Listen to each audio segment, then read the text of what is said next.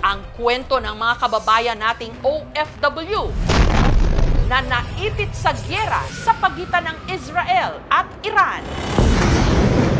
Ramdam po namin talaga yung, alam niyo, yung mayanig, parang earthquake. Nakakatakot talaga. Makikita mo yung pamilya ng alaga mo. Magkakasama silang kumakain. Pero ikaw, nandito, mag-isa yung pamilya mo nasa Pilipinas. Ready na rin yung mga naming gamit. Yung alaga ko po, parang tinuring ko na po talagang tatay ko. Ayaw ko pong iwan yung alaga ko sa ganitong sitwasyon, lalong-lalo na alam kong kailangan na kailangan niya po ako.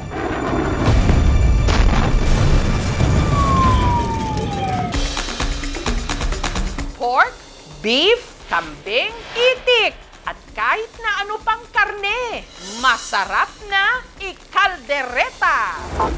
On the spot, diyan ko na siya i-marinate. May mga dumadayo po iba't ibang lugar. Malambot, makriwi. Sarap.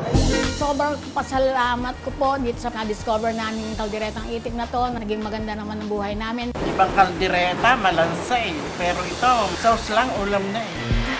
Mapaparami yung kanin mo sa kambing dito. Lumang bag sa Pampanga. Luma-luma na siya. Tatapon ko na nga sana. Ang laman, libo-libong pera. Nagulat. Usually kasi di ba pag may mga naiiwan tayo sa bag, ano lang eh, barya-barya. Pero nung time na yon, parang ipon na talaga siya. Sino ang nakaiwan? Nagulat na parang, ba't may ganyan? At magkano ang kabuang halaga? Kung na-shock ako dahil nga, hindi ko talaga expected na ganun kalaki. Seryoso? Baka nakasama dapat sa palaro sa Masbate. Nakatakas. At lumangoy sa dagat. Dumaretso sa dagat. Hindi pa ako nakakita ng isang bakang nasa dagat. Yung expected ko talaga na mangyayari, talagang malulunod o lulubog yung baka.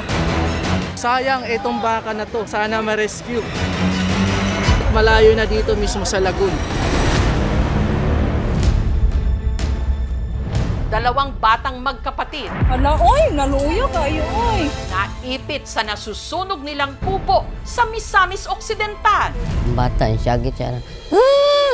Hanggang sa kahuli-hulihang sandali ng kanilang buhay, magkayakap.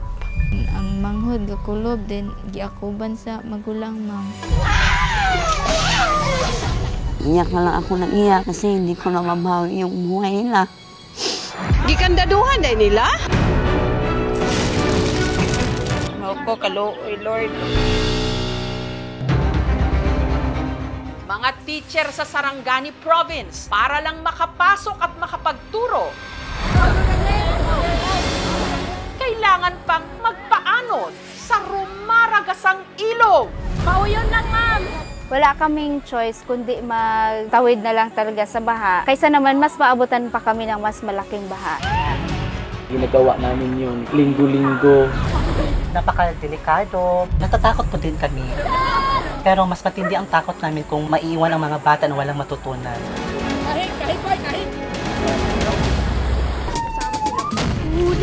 What was that? Ito ang Tacloban na dinatnan namin. Isang masamang panaginip. I survived! Ganda ng driver ko. Hindi ako makapaniwala. Ang ganda ng ngipin. Ako po ang inyong kapuso. You're also sweet. Mabuhay from the Philippines!